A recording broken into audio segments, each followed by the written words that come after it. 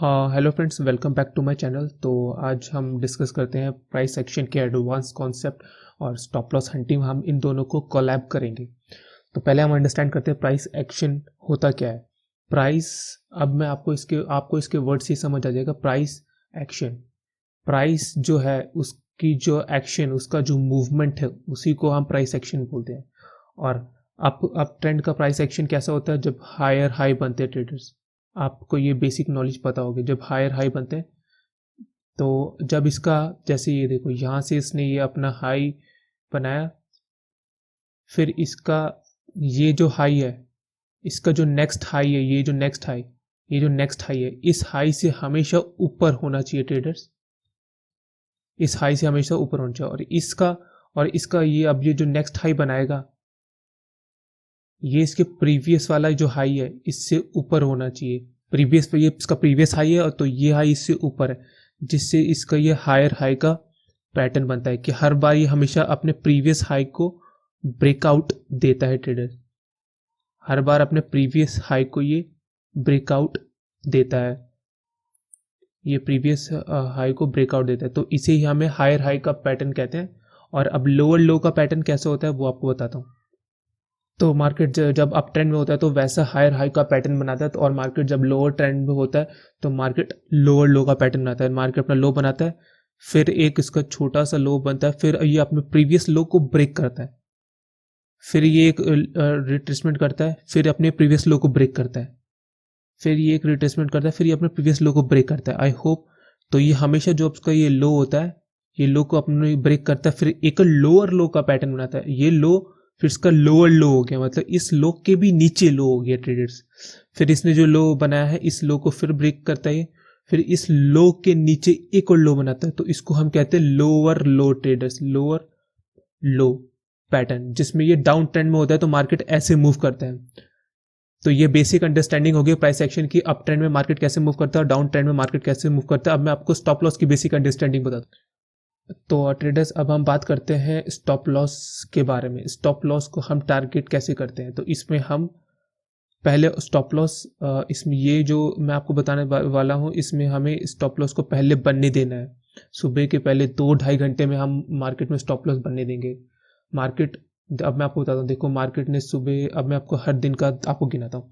Market ने सुबह यहाँ सेलिंग प्रेशर दिखाया, फिर मार्केट ने अप प्रेशर दिखा के, मतलब यहाँ से आप देखो मार्केट ने अप ट्रेंड में था बैंक निफ्टी, तो मार्केट ने यहाँ बुलिश मोमेंटम दिखाया, फिर मार्केट ने यहाँ बुलिश मोमेंटम दिखाया। तो इससे मार्केट ने एक रेजिस्टेंस तो क्रिएट कर दिया, लेकिन मार्केट में नीचे बाइंग प्रेशर था और हर कोई नीचे से बाइंग कर रहा था। तो हम नीचे के स्टॉप लॉस को टारगेट करेंगे। जो सुबह का ट्रेंड जो था, मार्केट अप मूव दिखा रहा था, उसको हम टारगेट करेंगे। तो ऐसे हम स्टॉप लॉस को टारगेट करते हैं। अब मैं नेक्स्ट डे का दिखाता हूँ। ये नेक्स्ट डे, तो ये ब्रेकआउट दे दिया था मार्केट ने, इसमें हम स्टॉप लॉस हम नीचे के टारगेट करते, लेकिन मार्केट ने ब्रेकआउट दे दिया। अब मैं इसकी साइकोलॉजी आपको बताता हूँ।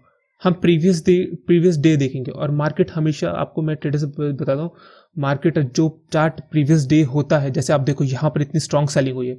अब मैं आपको बताऊँ, मंडे के दिन मार्केट इसके नीचे नहीं निकल पाएगा। मार्केट या तो यहाँ से साइडवेज हो जाएगा, या तो मार्केट थोड़ा सा अप देके, मतलब डोजी कैंडल बनाएगा। मार्केट इसके नीचे निकलना बहुत डिफिकल्ट है अगर निफ्टी वीक होगा तो भी, क्योंकि मार्केट ये ट्रेंड फॉलो करना नेक्स्ट डे सेम, वो बहुत रेयर केसेस में होता है। आप देखना, शायद ज्यादातर प्रोबेबिलिटी है कि डोजी कैंडल बनेगी कल। लेकिन हम स्टॉप लॉस की बात कर रहे हैं तो हम उसको डिस्कस कर लेते हैं कि मार्केट ने प्रीवियस दिन ही इतनी स्ट्रॉन्ग सेलिंग दिखा दी थी। अगर मार्केट को निकलना होता तो मार्केट सेलिंग करके यहाँ से निकल जाता।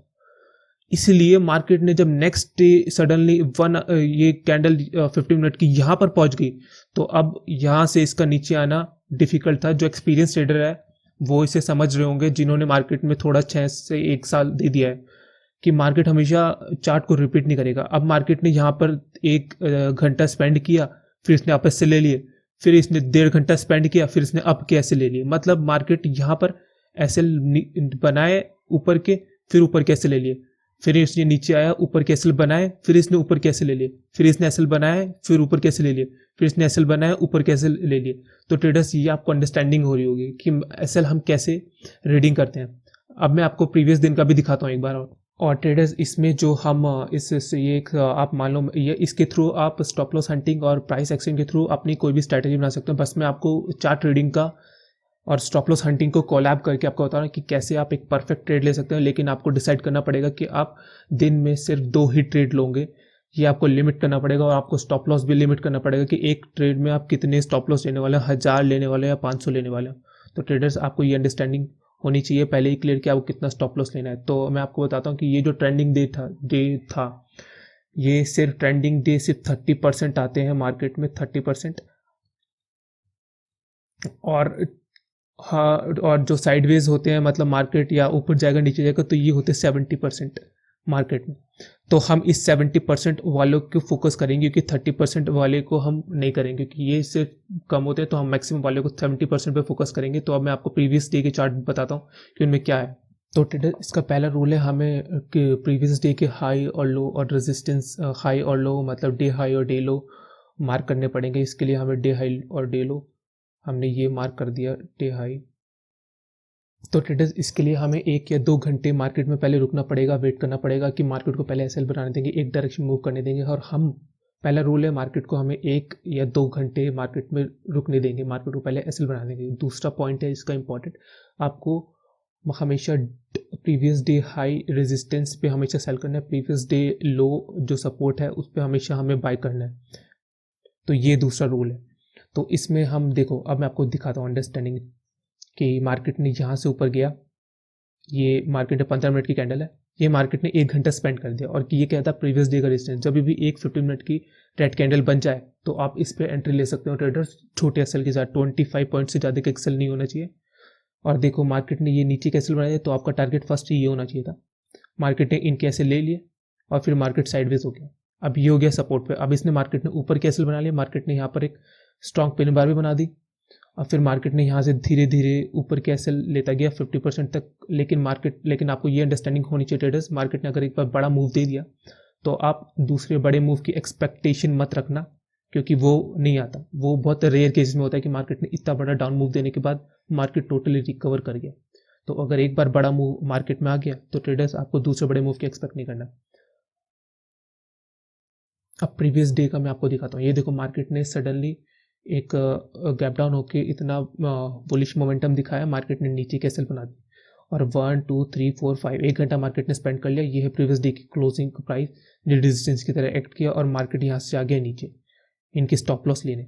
तो ये देखो मैं ट्रेडर्स आपको कितनी अच्छी स्ट्रैटेजी बता रहा हूँ जिससे आपको स्टॉप लॉस को प्राइस एक्शन को रीड करना है। देखो प्राइस क्यों, अब मैं आपको बता रहा हूँ। देखो अगर आप इसे स्मॉलर टाइम फ्रेम में देखोगे 15 मिनट कैंडल, ये अभी तक अपना हायर हाई बनाया था, उसने अपना ये लो बनाया फिर इसने अपना हाई ब्रेक कर दिया 15 मिनट ने एक्टिव करना।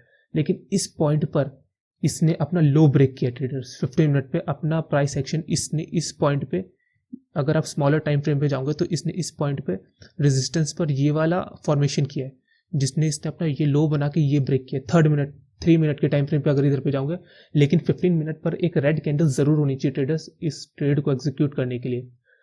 तो इसमें ये है, अगर आप इसे स्मॉलर टाइम फ्रेम पे देखोगे तो आपको छोटे स्टॉप लॉस के साथ एक अच्छी एंट्री मिलेगी जिसमें आपको बड़ा टारगेट मिलेगा। हमेशा आपको ऐसे ट्रेड देखने जहां पर आपका स्टॉप लॉस छोटा हो और जहां पर ट्रेडर्स को डर लगे। अब मार्केट ने इतना बड़ा मोमेंटम कर दिया, जिन्होंने भी यहाँ से बाय किया होगा उन्हें डर लग रहा हो क्योंकि यहाँ से उनका प्रॉफिट, मार्केट साइडवेज होगी उनका प्रॉफिट कम होने लगे। तो जब भी ऑप्शन सेलर को डर लगे जिन्होंने यहाँ से सेल किया होगा तो मार्केट उसी डायरेक्शन में मूव करने वाला है। तो ट्रेडर्स आपको तब एंट्री बनानी है जब डर लगे, जब आपको भी डर लगे एंट्री करने से, तभी आपको एंट्री बनानी है नेगेटिव साइन देख के। तो आपको प्रीवियस डे का चार्ट देख। सो ट्रेडर्स ये है प्रीवियस डे का चार्ट। तो इसमें हम प्रीवियस डे का ये लो है सपोर्ट की तरह एक्ट करेगा और ये प्रीवियस ये है उसके पिछले दिन का, यहाँ से सेलिंग हुई थी शार्प सेलिंग। तो हम ये मार्क करेंगे क्योंकि इसने इस प्रीवियस, ये तो प्रीवियस डे का था साइडवेज, बट इसे मार्क करता हूँ।